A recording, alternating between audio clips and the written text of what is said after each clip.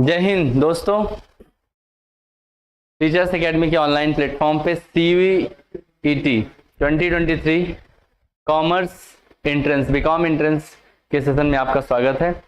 आइए हम लोग आज की क्लास स्टार्ट करते हैं।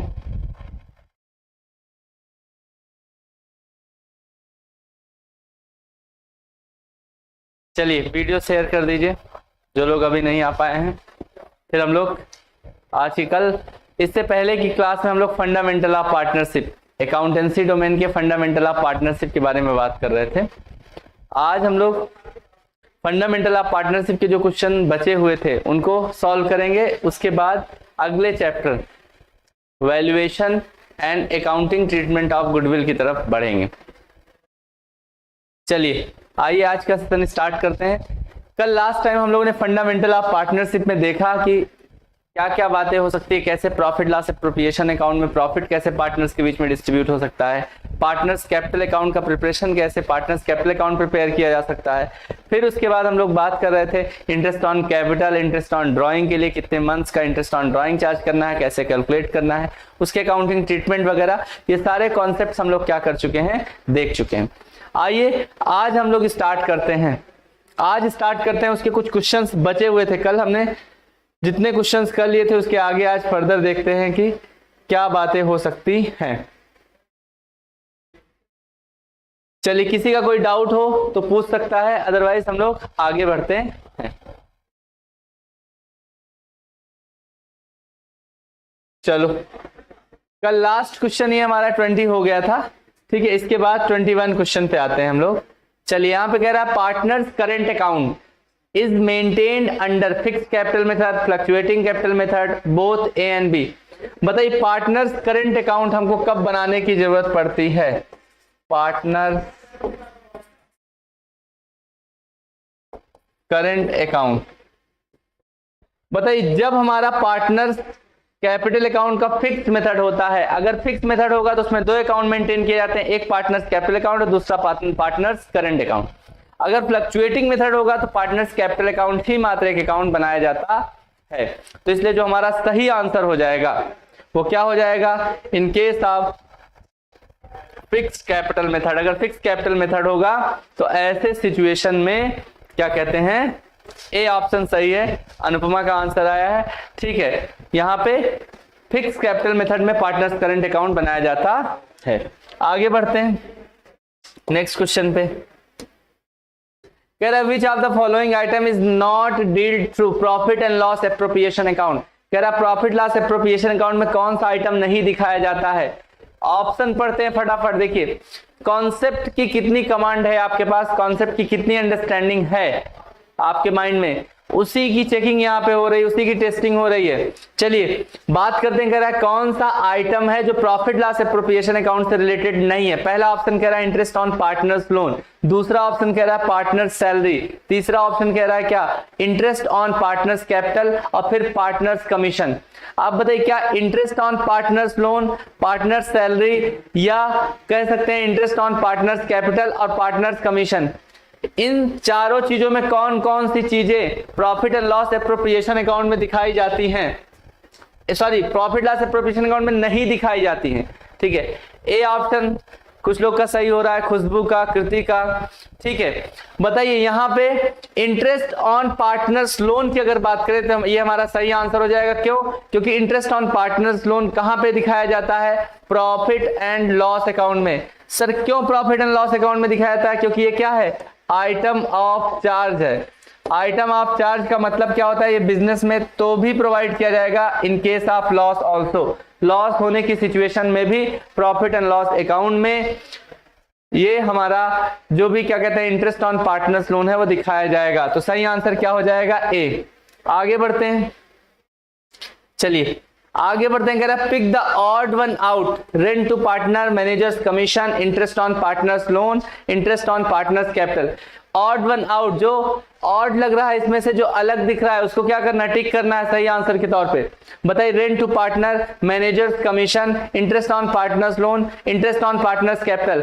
अगर ये सारे एक्सपेंसेस हैं कि नहीं, हाँ सारे एक्सपेंसेस हैं। और अगर ये सारे एक्सपेंसेस हैं तो आप बताइए इसमें हम किस बेसिस पे इनको ऑड वन आउट अलग कर सकते हैं, किस बेसिस पे हम लोग क्लासिफाई कर सकते हैं? तो सीधी सी बात है, वही बात हो जाएगी यहाँ पे, एप्रोप्रिएशन या किसकी बात हो जाएगी, चार्ज। बताइए क्या ये चार्ज है या एप्रोप्रिएशन है? क्या एप्रोप्रिएशन है या चार्ज है? अगर रेंट टू पार्टनर की बात करें, क्या है, आइटम ऑफ चार्ज है। मैनेजर्स कमीशन क्या है, आइटम ऑफ चार्ज है। ठीक है, कुछ लोग का बी आंसर आ रहा, डी, अच्छा डी आंसर आ रहा है, ठीक है। इंटरेस्ट ऑन पार्टनर्स लोन, ये भी क्या आइटम ऑफ चार्ज है। इंटरेस्ट ऑन पार्टनर्स कैपिटल क्या है, आइटम ऑफ एप्रोप्रिएशन है। ये तीनों क्या है, चार्ज वाले आइटम है, और ये क्या है, एप्रोप्रिएशन है। इसलिए हमारा डी ऑप्शन क्या हो जाएगा, सही हो जाएगा, क्योंकि ये क्या है, इंटरेस्ट ऑन पार्टनर्स कैपिटल क्या है, आइटम ऑफ एप्रोप्रिएशन है। बाकी तीनों जो ऑप्शन है वो क्या है, आइटम ऑफ चार्ज। इस वजह से ऑड वन आउट के केस में हमारा डी ऑप्शन क्या हो जाएगा, करेक्ट आंसर हो जाएगा। आगे बढ़ते हैं 24th क्वेश्चन पे। कह रहा है फीचर्स ऑफ अ पार्टनरशिप, कह रहा है features of a partnership firm include, क्या क्या फीचर्स होते हैं पार्टनरशिप फर्म के। बेसिक क्वेश्चन है एकदम, बताइए क्या आंसर इसका सही होगा। फीचर्स ऑफ पार्टनरशिप फर्म क्या क्या, उसमें क्या क्या इंक्लूड होता है। नंबर 1 कह रहा है 2 or more persons are carrying common business under an agreement. बताइए क्या ये फीचर्स होता है कि नहीं होता है, हाँ होता है। आगे बढ़ते हैं, they are sharing profits and losses in the fixed ratio, बिल्कुल उनका एक फिक्स रेशियो होता है, सर्टेन रेशियो होता है, प्री डिटरमाइंड एक रेशियो होता है, जिस रेशियो में वो लोग अपने आपस में प्रॉफिट या लॉस को डिस्ट्रीब्यूट करते हैं। फिर अगर हम बात करें, business is carried by all or any of them acting for all, कोई एक पार्टनर सारे पार्टनर के लिए काम कर सकता है या सारे पार्टनर मिलकर पार्टनरशिप फर्म चला सकते हैं। क्या ये भी पार्टनरशिप फर्म का फीचर है कि नहीं है, बिल्कुल। अगर देखा जाए तो ए बी सी तीनों एसेंशियल फीचर्स, ठीक है, फीचर्स ऑफ पार्टनरशिप फर्म है, इसलिए ऑल ऑफ द अबव हमारा क्या हो जाएगा, करेक्ट आंसर हो जाएगा। बिल्कुल आंसर भी कर रहे हैं बच्चे, क्या डी आंसर क्या है, करेक्ट आंसर है। चलिए आगे बढ़ते हैं। बिल्कुल सर, आगे बढ़ने का इनाम क्या है, जिंदगी। चलिए 25 क्वेश्चन कह रहा है, in case of partnership the act of any partner, the act of any partner, कह रहा है पार्टनरशिप के केस में किसी पार्टनर ने कोई काम किया तो क्या उसी की जिम्मेदारी होगी उस काम की, नहीं। हमने आपको बताया था कि पार्टनरशिप में, पार्टनरशिप फर्म में म्यूचुअल एजेंसी होती है। एक टर्म आप नोट कर लीजिए, इसको क्या कहते हैं, म्यूचुअल एजेंसी।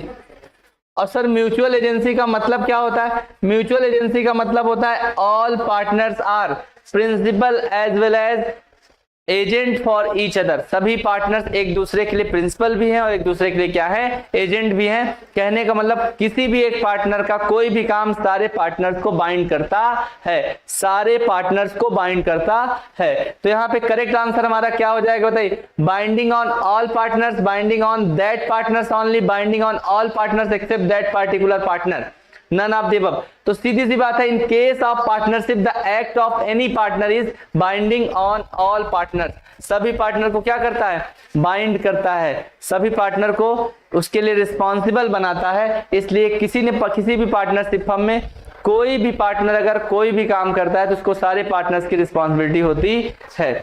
आगे बढ़ते हैं हम लोग 25 के बाद 26। चलिए कह रहा following are essential element of partnership firm except, following are essential elements, essential elements क्या होते हैं पार्टनरशिप फर्म के, एक्सेप्ट किसी एक को छोड़ के, एटलीस्ट 2 पर्सन, क्या बिना 2 पर्सन के पार्टनरशिप फर्म हो सकती है, नहीं। तो इसेंशियल एग्रीमेंट, इसेंशियल फीचर्स या इसेंशियल एलिमेंट है ये। फिर अगर आगे बढ़ते हैं, there is an agreement between all partners, क्या उनके बीच में एग्रीमेंट भी होता है कि नहीं होता है, बिल्कुल होता है। पार्टनर्स के बीच में क्या होता है, 2 या 2 से अधिक पार्टनर्स होंगे, उनके बीच में आपस में एग्रीमेंट भी होता है। Equal share of profit and losses, क्या इक्वल प्रॉफिट और लॉसेस को शेयर करना कंपलसरी पार्ट है, इसेंशियल फीचर है, तो नहीं, ये हमारा फीचर नहीं है। Partnership agreement is for some business, जो पार्टनरशिप एग्रीमेंट होता है वो किसी बिजनेस के लिए होता है, ऐसे ही घूमने के लिए, टहलने के लिए, या किसी स्पेसिफिक ऐसे ही एक एक्टिविटी कंडक्ट करने के लिए आपस में जो रिलेशनशिप होती है उसको पार्टनरशिप नहीं कहा जाता है। बिजनेस का होना क्या है, इंपॉर्टेंट है, इसेंशियल है। तो अगर देखा जाए तो सारे ए बी और डी तीनों ऑप्शंस क्या है, इसेंशियल एलिमेंट है। पूछ रहा है कौन सा इसेंशियल एलिमेंट नहीं है, तो हमारा क्या हो जाएगा, सी ऑप्शन क्या हो जाएगा, करेक्ट हो जाएगा। ठीक है, आंसर्स आप कमेंट करके कर सकते हैं। ठीक है, मैं देख रहा हूं कौन आंसर कर रहा है कौन आंसर नहीं कर रहा है। ठीक है, आगे बढ़ते हैं। 27 the firm of Sonu and Monu earned a profit of 3,25,000 during the year ending 31st March 2019. They have decided to donate 10% of this profit to an NGO working for senior citizens. Pass the journal entry. बताइए 10% क्या कह रहा है, 10% एक NGO को क्या कर रहे हैं, ट्रांसफर कर रहे हैं, डोनेट कर रहे हैं पैसा, और प्रॉफिट उनका कितना है, 3,25,000। आगे क्वेश्चन क्या कह रहा है,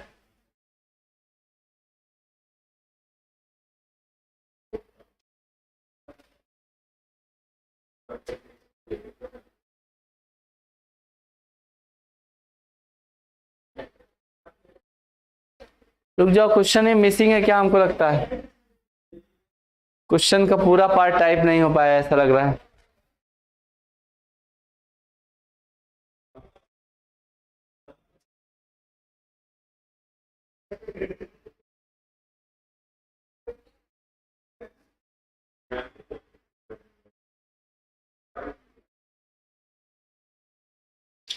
चलिए कोई नहीं, इस क्वेश्चन का पूरा पार्ट नहीं दिया, इस क्वेश्चन का पूरा पार्ट अगर आप देख लेता हूं मैं, उसके बाद इसको करा दूंगा। क्वेश्चन की कंप्लीट इंफॉर्मेशन नहीं दी गई यहाँ पे। आइए इस फंडामेंटल ऑफ पार्टनरशिप को खत्म करने के बाद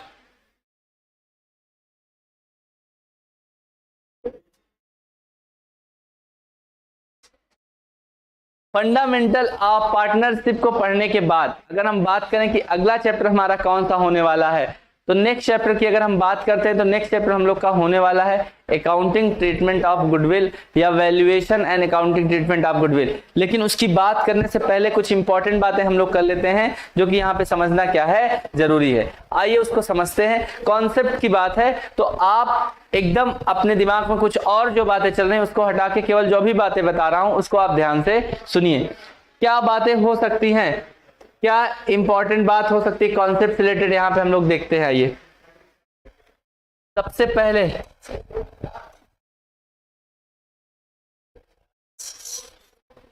अगर हम लोग पार्टनरशिप, अगर हम अकाउंटिंग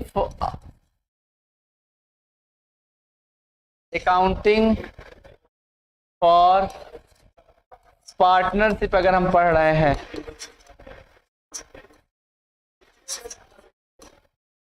अकाउंटिंग फॉर पार्टनरशिप में हम लोग अभी क्या पढ़ रहे थे, अभी हम लोग पढ़ रहे थे क्या, अभी हम लोग पढ़ रहे थे fundamental of partnership, basics of partnership हम लोग पढ़ रहे थे, fundamentals of partnership.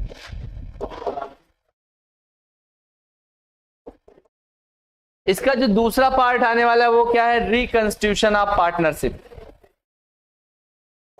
Reconstitution of partnership. और फिर उसके बाद हम तीसरा जो पार्ट होगा वो क्या होगा, डिसोल्यूशन यानी वाइंड अप। अगर हम पार्टनरशिप फर्म को क्लोज करना चाहते हैं उस केस में क्या अकाउंटिंग ट्रीटमेंट होंगे, तो dissolution of partnership firm.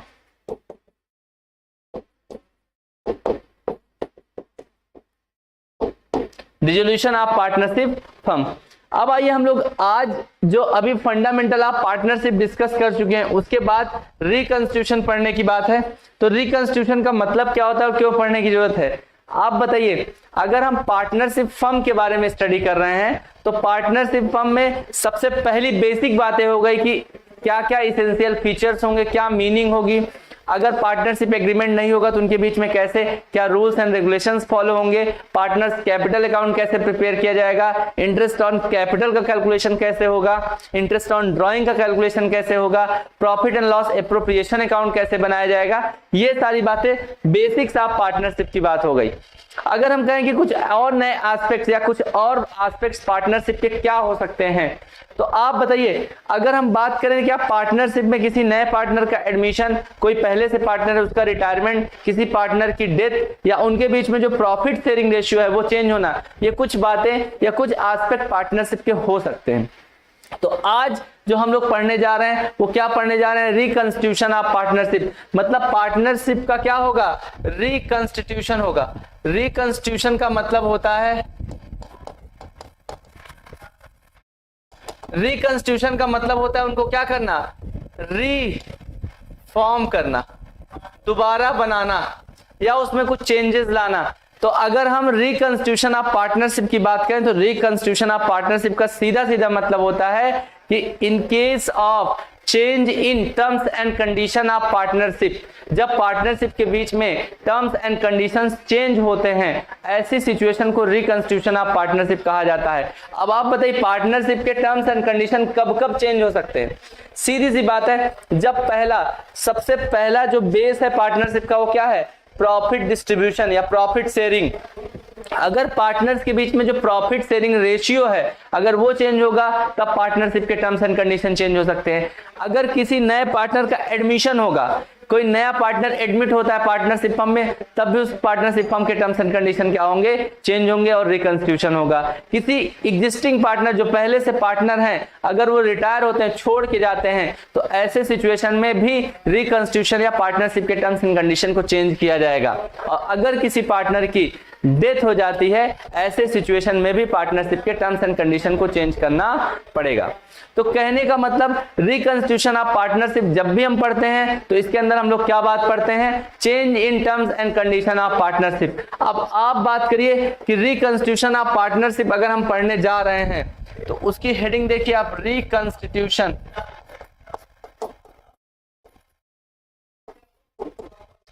Reconstitution of partnership firm,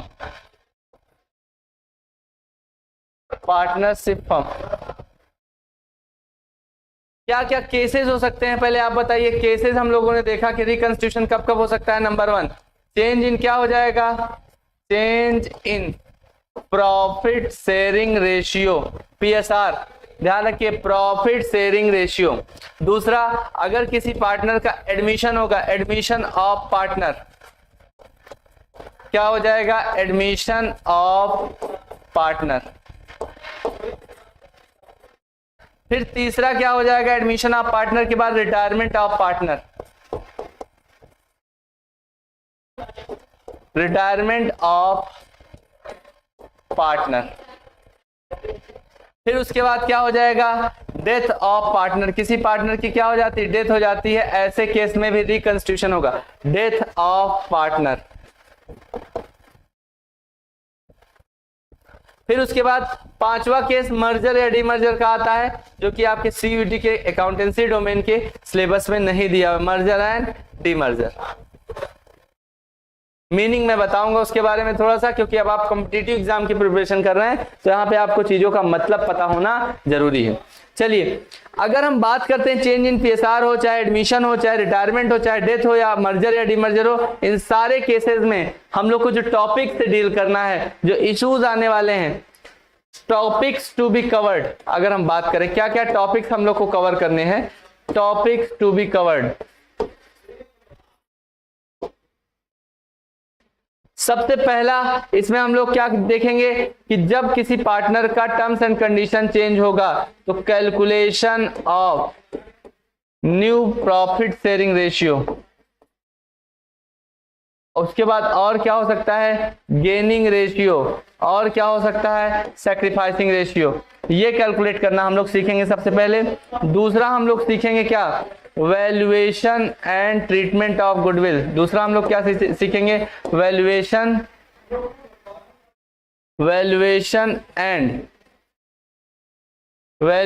and treatment का मतलब क्या है? Accounting treatment of goodwill. और फिर उसके बाद क्या हम लोग सीखने वाले हैं? ये टॉपिक्स कॉमन रहेंगे इन सारे चैप्टर्स में टॉपिक क्या रहेंगे, कॉमन रहेंगे, चाहे न्यू पीएसआर का कैलकुलेशन होगा, चाहे गेनिंग रेशियो का कैलकुलेशन होगा, सैक्रिफाइसिंग रेशियो का कैलकुलेशन होगा, valuation and treatment of goodwill होगा, ये सारे टॉपिक क्या रहेंगे, कॉमन। तीसरे अगर हम बात करें valuation and treatment of goodwill के बाद अगर हम बात करें तो क्या हो जाएगा, रीवैल्यूएशन ऑफ। सर अभी तक तो वैल्यूएशन हो रहा था, अब रीवैल्यूएशन क्या हो रहा है, revaluation of assets and liability. बताइए किसी के पास आंसर है कि सर गुडविल का तो वैल्यूएशन हो रहा है लेकिन एसेट्स और लायबिलिटी का क्या हो रहा है, रीवैल्यूएशन। फिर उसके बाद चौथे पे distribution of reserve, distribution of reserves, reserves and losses. और फिर पांचवें में क्या हो जाएगा, एडजस्टमेंट ऑफ कैपिटल।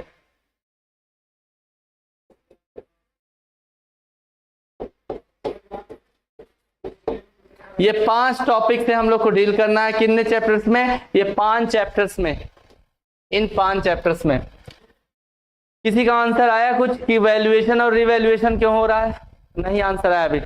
आप बताइए अगर गुडविल की बात करें तो गुडविल क्या पहले से बिजनेस में होना जरूरी है, नहीं, इसलिए उसको क्या करना पड़ेगा, वैल्यूएट करना पड़ेगा। लेकिन एसेट्स और लायबिलिटी जो बिजनेस में पहले से है उनकी वैल्यू कुछ ना कुछ बुक्स ऑफ अकाउंट्स में मेंशन है, उनको हम लोग क्या करेंगे, रिवैल्यू करेंगे, फिर से उसका वैल्यू निकालेंगे या फिर से उसका अमाउंट कैलकुलेट करेंगे, इसे क्या बोलते हैं, रिवैल्यूएशन। तो ये 5 टॉपिक से हम लोग को डील करना है, ठीक है। आ जाइए पहले टॉपिक से कुछ बातें हम लोग पढ़ लेते हैं, ठीक है। पहले टॉपिक से कुछ बातें हम लोग पढ़ लेते हैं। इसका पीडीएफ अवेलेबल नहीं है अभी, लेकिन कोशिश किया जाएगा जितना हम लोग यहाँ पे एग्जांपल्स या समझ के बातें कर सकते हो। इसके बाद जो वाली जो क्लास रहेगी उसमें आपके प्रिंटेड जो नोट्स रहेंगे वो पीडीएफ रहेंगे, यहाँ पे अवेलेबल रहेंगे। चलिए आइए इसके बारे में बात करते हैं। कैलकुलेशन ऑफ या कैलकुलेशन ऑफ न्यू पीएसआर से पहले जो ज्यादा कवरेज है, जिसका वेटेज ज्यादा है सीवीईटी के पॉइंट ऑफ व्यू से, वो क्या है, गुडविल की बात है। क्या है, गुडविल की बात। आइए गुडविल को समझते हैं। गुडविल, गुडविल को समझ लेते हैं। आइए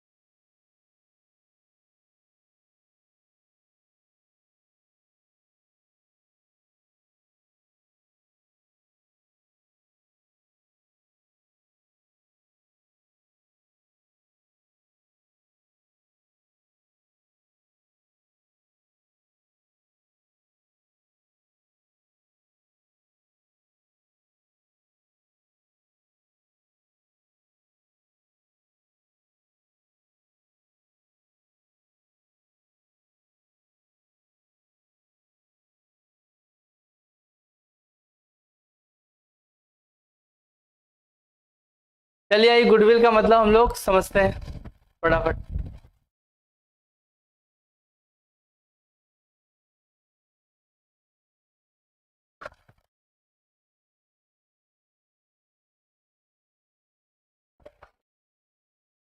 अगर बात करें गुडविल का क्या मतलब होता है, बताइए क्या ये गुडविल, अच्छा सर हिंदी में इसको क्या कहते हैं, हिंदी मीडियम वाले अगर कोई बच्चा क्लास कर रहा हो तो उसके लिए हिंदी में टर्म क्या यूज होता है, ख्याति। और ख्याति के अगर दूसरे टर्म की बात करें तो क्या यूज होता है, रेपुटेशन। और सर रेपुटेशन से भी थोड़ा आसान शब्द बताइए तो उसका क्या हो जाएगा, इमेज।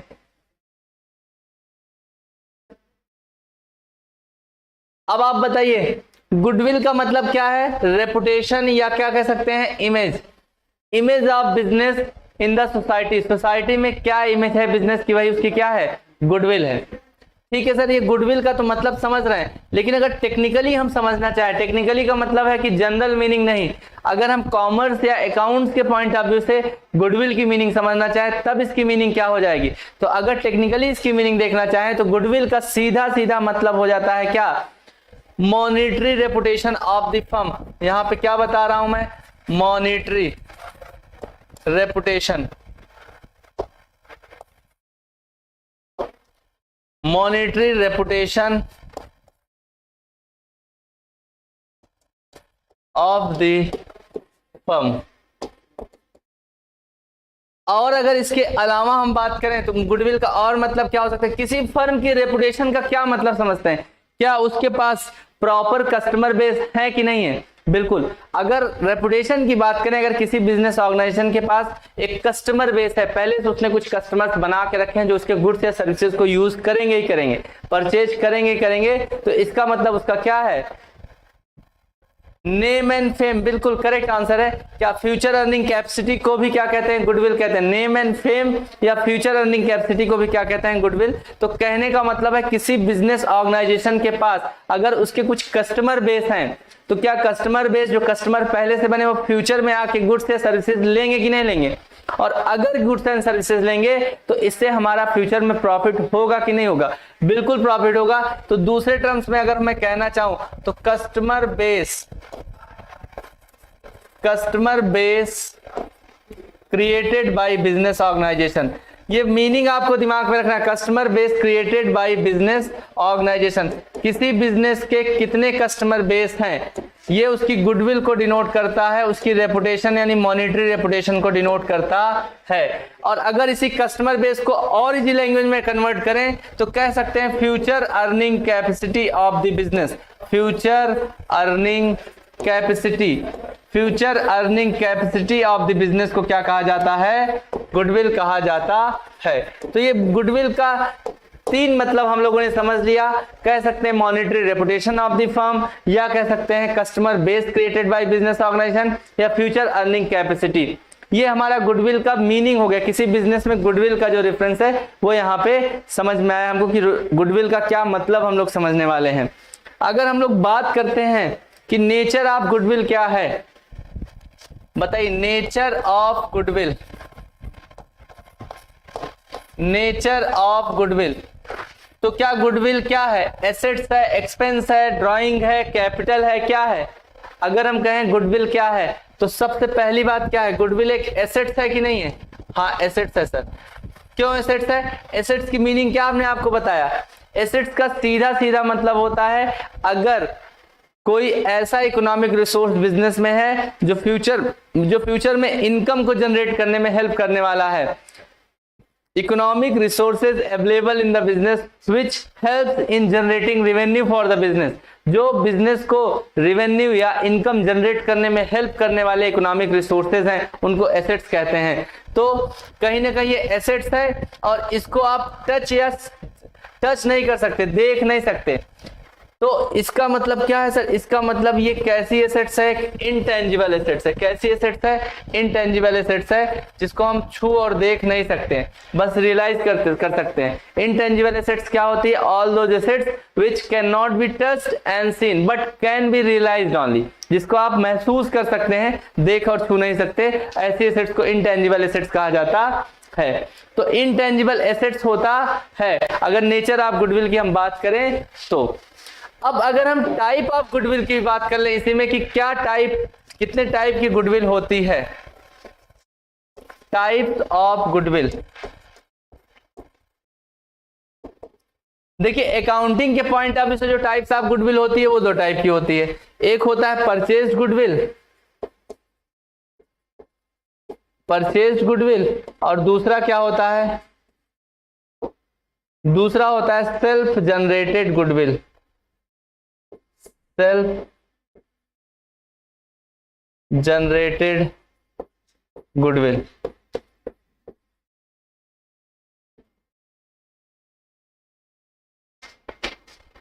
बताइए अगर परचेज गुडविल की हम लोग बात करें कि परचेज गुडविल क्या होता है, तो परचेज गुडविल अगर किसी बिजनेस ऑर्गेनाइजेशन ने किसी और बिजनेस ऑर्गेनाइजेशन से रेपुटेशन परचेज किया है या किसी और बिजनेस के नेम के अंडर में अपना बिजनेस कर रहा है तो उसको क्या कहते हैं, परचेज गुडविल कहते हैं। या हम कह सकते हैं कि हमने किसी बिजनेस को ओवरटेक किया, उसके बाद उसके जो कस्टमर्स थे उसको भी हमने ओवरटेक कर लिया, और उसके जो कस्टमर्स पहले से थे उसके बदले में हमने कुछ पेमेंट किया, तो उसको परचेज गुडविल कहा जाता है, क्योंकि उसके बदले में हमारा क्या हो रहा है, पेमेंट हो रहा है। हमेशा ध्यान रखिए, परचेज गुडविल उसी को कहा जाएगा जब उसके बदले में, उसके रिटर्न में कुछ ना कुछ कंसिडरेशन का पेमेंट हुआ है, तभी उसको परचेज गुडविल कहा जाएगा। तो बताइए, क्या इसको बिजनेस ऑर्गेनाइजेशन क्रिएट करता है? नहीं। हमने किसी बिजनेस को ओवरटेक किया, ठीक है, किसी बिजनेस को टेक ओवर किया, और टेक ओवर करने के बाद, उसको लेने के बाद, उस पूरे बिजनेस को कैप्चर करने के बाद हमने उसके कस्टमर्स को भी टेक ओवर कर लिया। ऐसे केस में हम उसको कुछ ना कुछ एक्स्ट्रा पेमेंट करते हैं, और वो एक्स्ट्रा पेमेंट जो होता है उसके किसके बदले में करते हैं? गुडविल के बदले में करते हैं। ऐसे गुडविल को क्या कहा जाता है? परचेज गुडविल कहा जाता है। और इसको क्या किया जाता है? बैलेंस शीट में, बुक्स में दिखाया जाता है, शोन इन द बुक्स। इसको बुक्स में या बैलेंस शीट में दिखाया जाता है। ध्यान रखिए, अगर आप किसी गुडविल को परचेज कर रहे हैं, उसके बदले में पेमेंट कर रहे हैं, तो उसको बुक्स ऑफ अकाउंट में शो करना पड़ेगा। अगर नहीं शो करते हैं तब क्या मतलब है? अगर हमने गुडविल परचेज किया और उसको बुक्स ऑफ अकाउंट यानी बैलेंस शीट में, पहली बात तो एसेट्स है, इंटेंजिबल एसेट्स है, तो उसको हम लोग एसेट साइड शो करेंगे। अगर हम नहीं शो कर रहे हैं, इसका क्या मतलब है? इसका मतलब है हम उसको करंट ईयर का एक्सपेंस मान ले रहे हैं। और अगर गुडविल की बात करें तो गुडविल क्या करंट ईयर के लिए बेनिफिट प्रोवाइड करता है?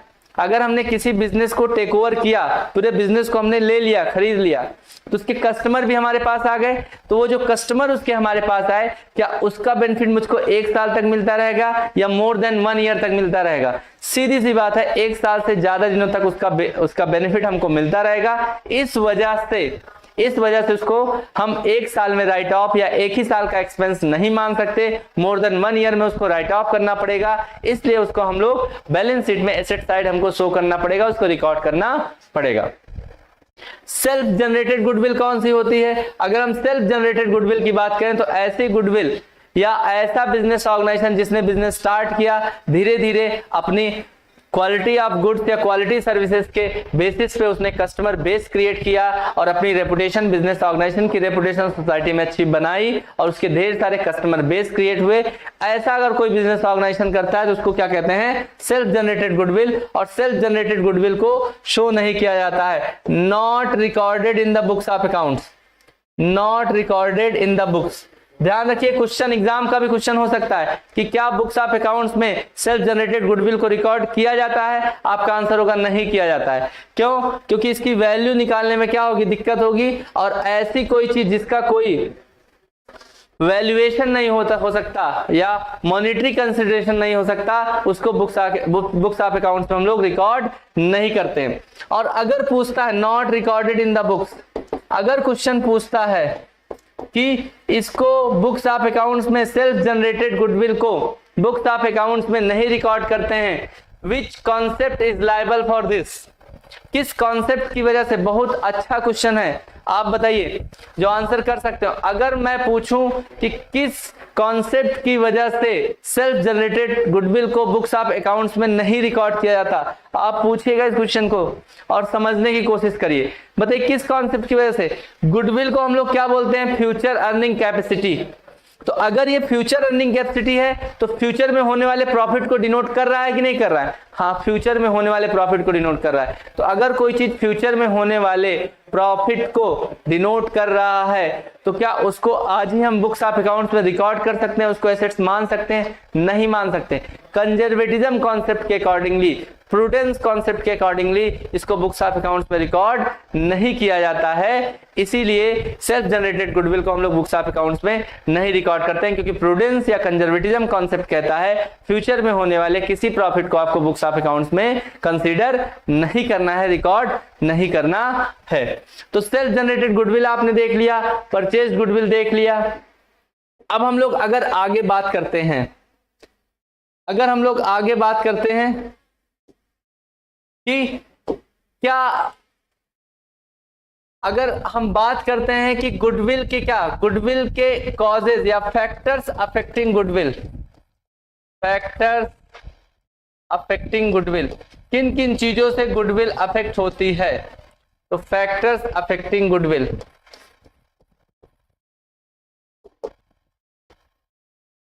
बताइए सबसे पहला अगर हम बात करें कि किस फैक्टर से गुडविल अफेक्ट होती है, तो सबसे पहले क्या, नेचर ऑफ बिजनेस, किस चीज का बिजनेस है, नेचर ऑफ बिजनेस, क्या बिजनेस बहुत छोटा है या बिजनेस का साइज बहुत लार्ज स्केल पे बिजनेस हो रहा है, बिजनेस किस तरीके से रजिस्टर्ड किया गया है, ये सारी बातें अगर हम बात करें तो हमारा क्या हो सकता है, नेचर ऑफ बिजनेस पे डिपेंड करता है कि हमारी गुडविल की वैल्यू कितनी होगी। अगर हम लोग और बात करें नेचर ऑफ बिजनेस के अलावा, तो मैनेजमेंट की कितनी इफिशियंसी है, इफिशियंसी ऑफ मैनेजमेंट, बताइए दूसरा पॉइंट क्या हो जाएगा, इफिशियंसी, या कह सकते हैं सबसे उससे ज्यादा इंपॉर्टेंट क्या है, location of the business, business की लोकेशन कैसी है, इस पे भी गुडविल की वैल्यू डिपेंड करती है। और फिर उसके बाद अगर बात करें तो क्या, इफिशियंसी ऑफ मैनेजमेंट, मैनेजमेंट कितना इफिशिएंटली वर्क कर रहा है, कितना अपने स्टेक होल्डर्स के बेनिफिट्स का ध्यान रख रहा है, और कितनी कस्टमर की नीड को सेटिस्फाई कर रहा है, और कस्टमर उसके गुड्स या सर्विसेज को कितना पसंद कर रहा है, जिसकी वजह से बिजनेस ऑर्गेनाइजेशन की रेपुटेशन अच्छी बन रही है। तो कहने का मतलब लोकेशन हो गया, नेचर ऑफ बिजनेस हो गया, ये सारी चीजें हमारे बिजनेस की गुडविल या बिजनेस की रेपुटेशन को अफेक्ट करती हैं।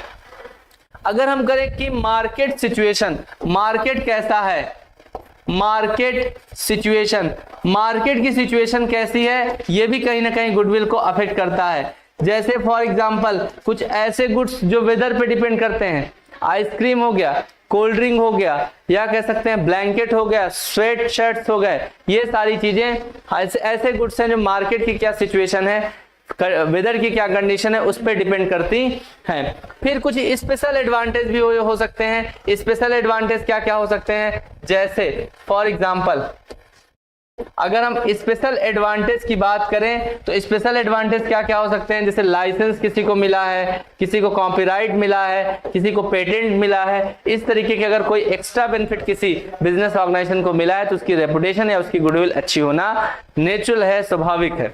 तो कहने का मतलब ये कुछ फैक्टर्स हैं जो हमारे गुडविल की वैल्यू को अफेक्ट करते हैं। नेचर ऑफ बिजनेस, किस तरीके का बिजनेस है, कितने स्केल पे बिजनेस किया जा रहा है, कैसी क्वालिटी, कैसे किस टाइप के गुड से डील कर रहा है, लोकेशन हो गया, मैनेजमेंट कितना एफिशिएंटली और इफेक्टिवली वर्क कर रहा है, मार्केट की सिचुएशन क्या है उस गुड्स के रिगार्डिंग, और फिर कुछ स्पेशल एडवांटेज किस तरीके से उस बिजनेस के लिए, उस गुड्स के लिए, उस सर्विसेज के लिए अवेलेबल है। ये सारी फैक्टर्स हैं जो बिजनेस को क्या करते हैं, अफेक्ट करते हैं, या बिजनेस की रेपुटेशन को अफेक्ट करते हैं, तो बिजनेस की गुडविल भी अफेक्ट होती है। अगर हम इतनी बातें कर लिए हैं तो इसके बाद जो टॉपिक आने वाला है गुडविल से रिलेटेड, वैल्यूएशन ऑफ गुडविल, या कैसे गुडविल की वैल्यू निकाली जाए, किसी बिजनेस ऑर्गेनाइजेशन की वैल्यू ऑफ रेपुटेशन, जैसे आपकी कितनी क्रेडिट है, बताइए आप एज ए स्टूडेंट अभी हैं सोसाइटी में, तो आपकी क्रेडिट कितनी है। क्रेडिट का मतलब क्या होता है, क्रेडिट का मतलब आपकी वैल्यू कितनी है, और क्रेडिट को अगर हिंदी में कहें तो क्या पता है, साख, और साख को और अगर शुद्ध तरीके से समझना हो तो इसको क्या कह सकते हैं, लोन या कर्जा। तो आपकी लोन लेने की क्षमता कितनी सोसाइटी में है, वो आपकी क्रेडिट को डिनोट करता है, वो आपकी रेपुटेशन को डिनोट करता है कि आपकी मॉनेटरी रेपुटेशन इतनी है। जैसे अगर आपको कोई आसानी से 5,000 रुपए दे सकता है, ठीक है, या आप किसी से भी 5,000 रुपए ले सकते हैं जो आपके आसपास सराउंडिंग्स है जहां से आप पैसे ले सकते हैं, तो आपकी 5,000 तक की रेपुटेशन हो गई। अगर इस तरीके से बात करें तो आपकी जो क्रेडिट और रेपुटेशन है वो तो आप इस तरीके से देख पा रहे हैं, लेकिन क्या इस क्रेडिट को, इस रेपुटेशन को कैलकुलेट करने का कोई सही तरीका हो सकता है, क्योंकि हमारी इंडिविजुअल की बात नहीं है। यहाँ पे हम लोग किसके बारे में बात कर रहे हैं, बिजनेस के बारे में बात कर रहे हैं, और बिजनेस की चीजें सर्टेन होना क्या है, इंपॉर्टेंट है। तो अगर हम बिजनेस के रेफरेंस में या बिजनेस के रिगार्डिंग हम लोग बात करते हैं तो बिजनेस के पॉइंट ऑफ व्यू से अगर देखें तो बिजनेस की रेपुटेशन कितनी है, बिजनेस की गुडविल कितनी है, इसको कैलकुलेट करने के कुछ मेथड्स हैं, और क्यों कैलकुलेट करना है इसके बारे में नेक्स्ट क्लास में हम लोग डिस्कस करने वाले हैं। आप लोग इससे रिलेटेड, इस टॉपिक से रिलेटेड अभी 12th क्लास में पढ़े भी हैं, एक बार फिर से उस टॉपिक को देख के आएगा, ताकि इस टॉपिक को जितना ऑप्टिमम लेवल पे मैक्सिमम से मैक्सिमम उसकी अंडरस्टैंडिंग लेते हुए हम लोग इस टॉपिक को कवर कर सकें कि वैल्यूएशन ऑफ गुडविल क्यों जरूरी है और उसके मेथड्स क्या क्या हैं, वो किस बेसिस पे बनाए गए हैं। तो ये सारी बातें हम लोग को करना है अगली क्लास में। और वैल्यूएशन ऑफ गुडविल जब हम करेंगे उसके बाद वैल्यूएशन ऑफ गुडविल करने के बाद उसके मेथड्स को समझेंगे और फिर उससे रिलेटेड जो क्वेश्चंस होंगे उसको हम लोग यहाँ पे सॉल्व करेंगे। तो कुल मिला के जिस तरीके से कॉन्सेप्ट्स को हम लोग पढ़ते चल रहे हैं, अभी स्पीड भी और साथ में ड्यूरेशन दोनों चीजें हम बढ़ाएंगे कि ताकि आसानी से आपका पूरा सिलेबस टाइम के साथ कंप्लीट हो सके और अच्छे से अच्छे तरीके से आप प्रैक्टिस कर सके। तो कोशिश करिए जो भी इसका बेनिफिट लेने वाले लोग हैं उनके तक पहुंचाएं इस चीज को, और आप भी अपनी प्रिपरेशन को खूब अच्छे तरीके से बूस्टअप करके खूब अच्छे से प्रिपेयर कर सके। जब पढ़ने का मन ना करे आप क्वेश्चन उठाइए, सॉल्व करिए। क्वेश्चन नहीं हो रहा हो तो आप कॉन्सेप्ट को पढ़िए, फिर कॉन्सेप्ट को अच्छे से पढ़ने के बाद क्वेश्चन धीरे धीरे सॉल्व करिए, क्योंकि टाइम बहुत कम है और आपको इसी टाइम लिमिट में ही अपनी प्रिपरेशन को कंप्लीट करना है। ठीक है, थैंक यू।